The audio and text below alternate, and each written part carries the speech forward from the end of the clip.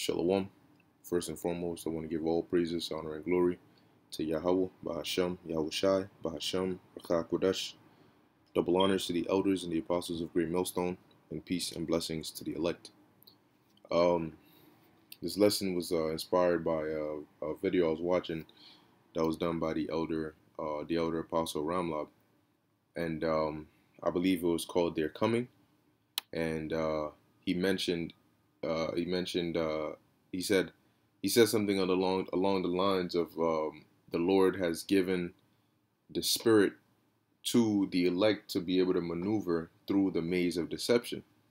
All right, and so I was like, hey, well, he said that's a topic right there, which, when I heard that, I was like, that's actually a good, lesson, a title for a lesson, so Lord willing, this be edifying to the elect. But building off of that statement, all right, that's that the Lord has given the Spirit to the elect to maneuver through the maze of deception.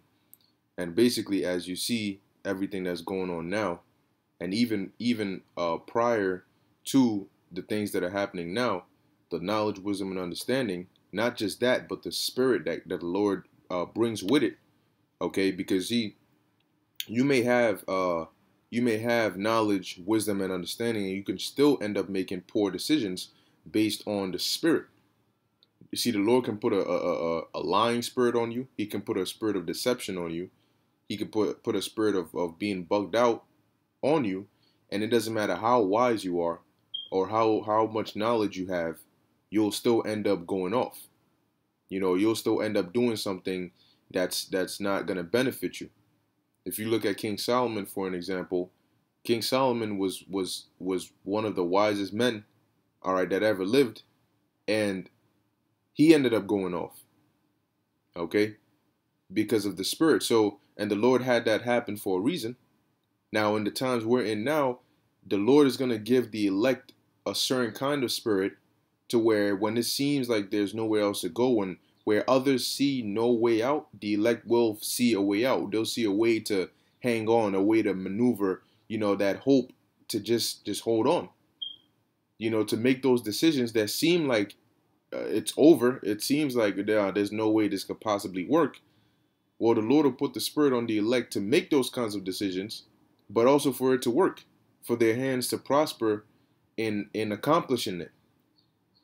Because there's a reason the scriptures say in Isaiah 33:6 that wisdom and knowledge shall be the stability of thy times. Because that wisdom and knowledge, the true wisdom and knowledge that comes from the Lord, is going to come with a spirit of discernment, all right, and a spirit to know how to move. Because we're going to need to be guided by the Spirit of Yahweh Ba'ashem Yahushai, literally. You may be going one way and the Spirit may tell you stop, go this way or turn around. All right. And you may turn around and then find out that if you had kept going, something bad would have happened. Maybe if there's people patrolling the streets or whatnot, they would have found you and probably killed you or whatever the case may be.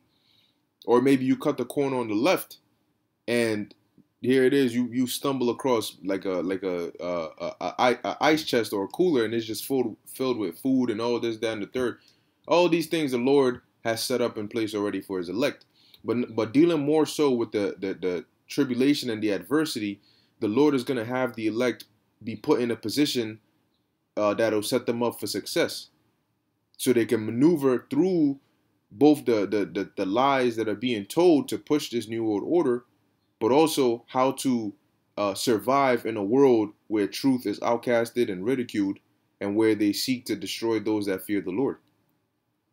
So this is the book of Proverbs 27:12, and it says, "A prudent man foreseeth the evil, and hideth himself." Now, you have prophets, which were called seers, and pursuant to Amos 3:7, the Lord reveals His secrets unto His servants, the prophets. And that allows us to see ahead, foresight. We can see ahead, okay, and see the evils that are to come and prepare ourselves. But not only us, but those that listen to us. That's why the scriptures talk about the men that prophesy, but also those that should be saved through listening or taking heed to those words. Why is that? Because the prophets are able to see, they're able to foresee the evil, okay? And then when they warn others, those who take heed are also able to foresee the evil through the prophets. Those that are not prophets are able to still know what's coming ahead, what's coming down the road, and how to prepare for it through the prophets, even though they may not be prophets themselves. And because of that, they get that heads up, and they're also able to hide themselves. First and foremost, through the spirit of Yahweh Ba'ashem Yahushai, building up their faith and taking heed. See, whatever we tell you to do, we're doing it. When we tell you to pray, we tell you to fast, we tell you to build up your faith, to read these scriptures, to get into the right mindset and the right spirit, we do that. That's why we're giving you that advice. It says, but the simple pass on and are punished. So and when we tell them what's to come, instead of them taking heed and spiritually hiding themselves and seeking the Lord while he may be found, that they may be able to run into his name, pursuant to Proverbs 18 and 10, they pass on. They don't prepare. They just go straight ahead, and then they meet the evil that we saw. And then when it finally comes upon everybody, guess what? They give in. They break. Now let's look up the word prudent.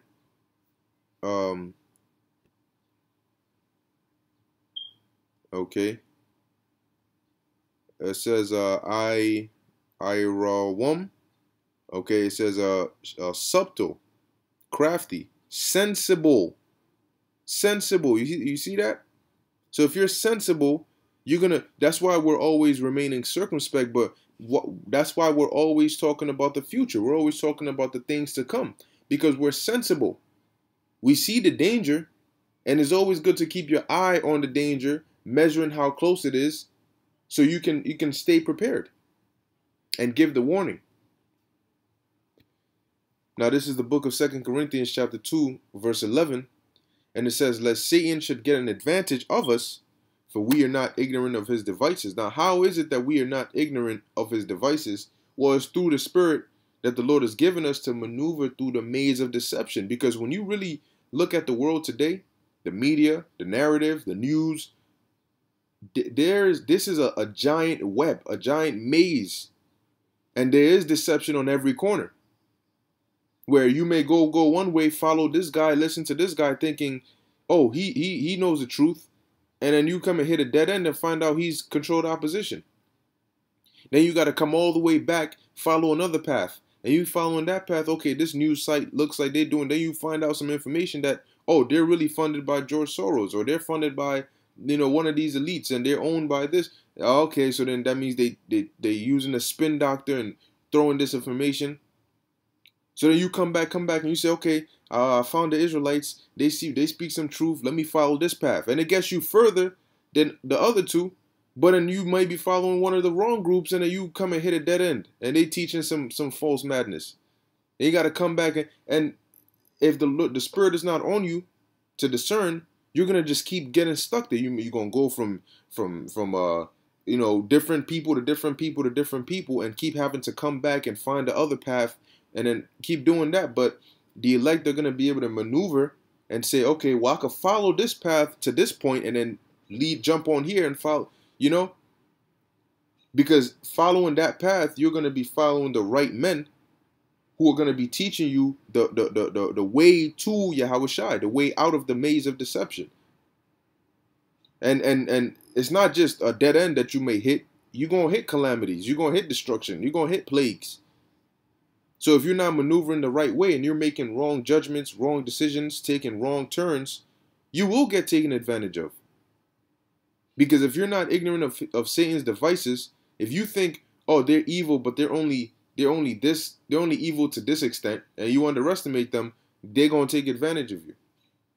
All right? So as it says, lest Satan, the adversary, should get an advantage of us, for we are not ignorant of his devices, his plans, his schemes, his policies. We're not ignorant of it. We're not ignorant of his capabilities. We're not ignorant of the things that the power he's been given. We're not ignorant of his nature and how he is a serpent-like individual and how he deceives and he plays on words and he plays on the minds of people and he controls the narrative. We're not ignorant of that. So we know our enemy. And through the spirit and power of Yahweh Hashem Yahushai, we're able to maneuver and fight this enemy.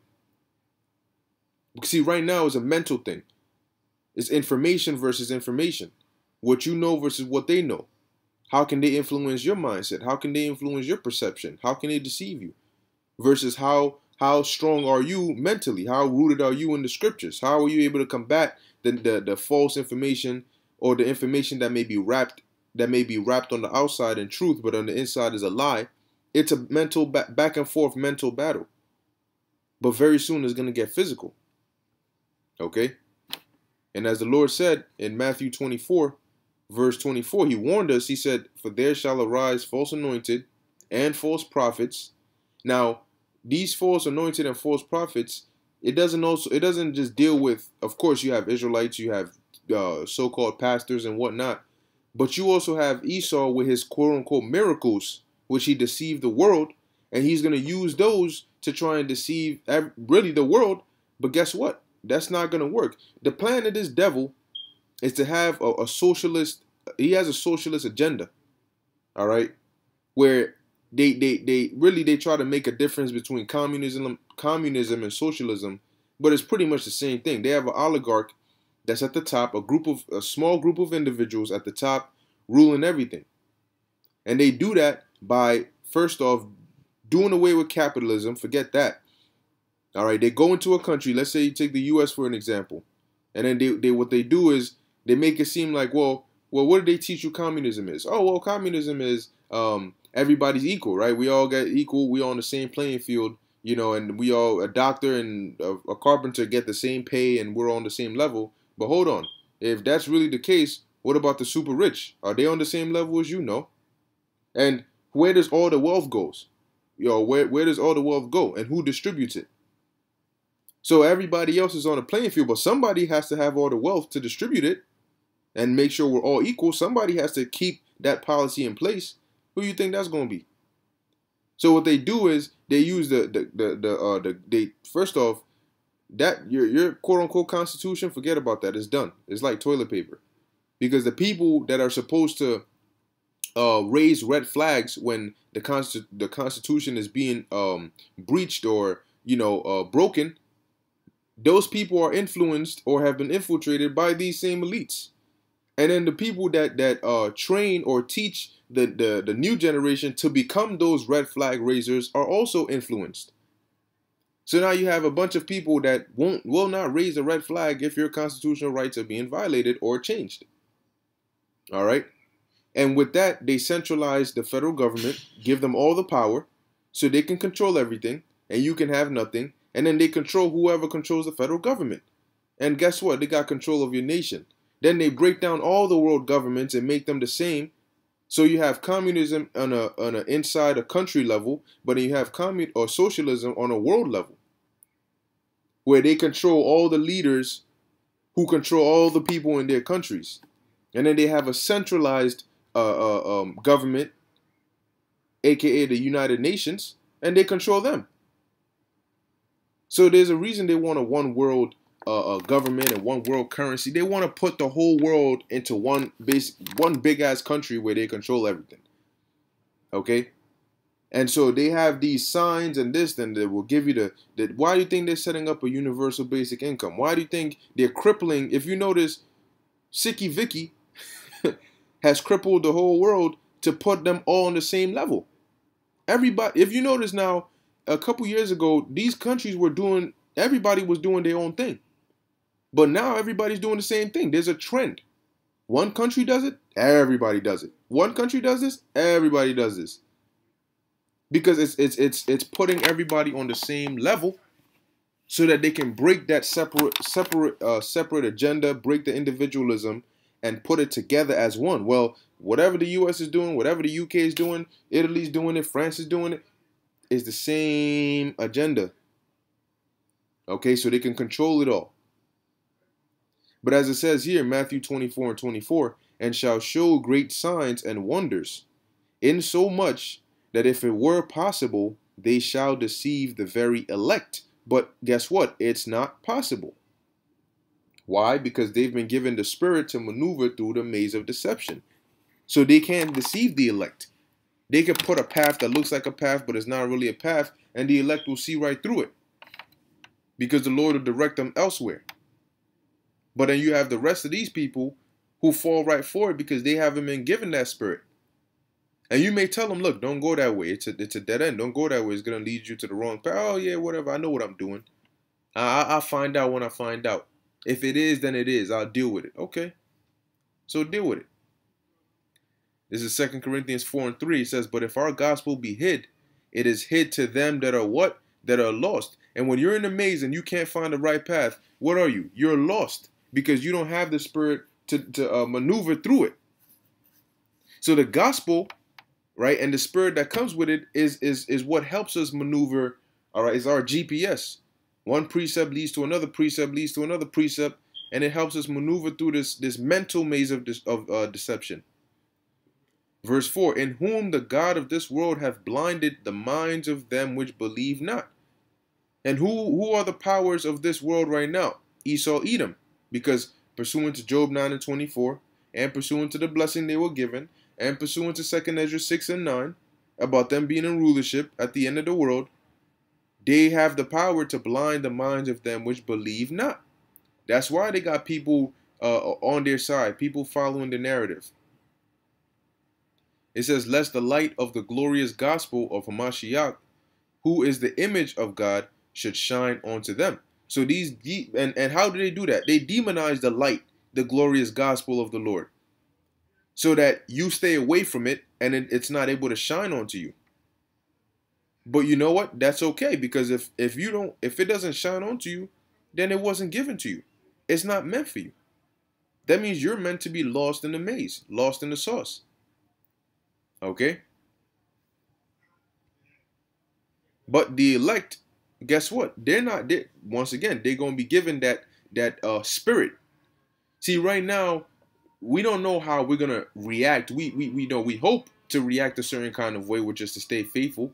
But we don't know how we're going to react put in certain conditions because we haven't been put in those conditions yet. You know, it's easy for people to say, no, we're not going to wear no mask. No, we're not going to do this. No, we're not with the federal government. But do you think these elites don't have a plan for that? They absolutely have a plan for that. What is interesting to see is how many people are going to keep the same energy. See, it's one thing to say, we're not going to force those mandates. We're not going, as businesses, have our customers do this. Okay.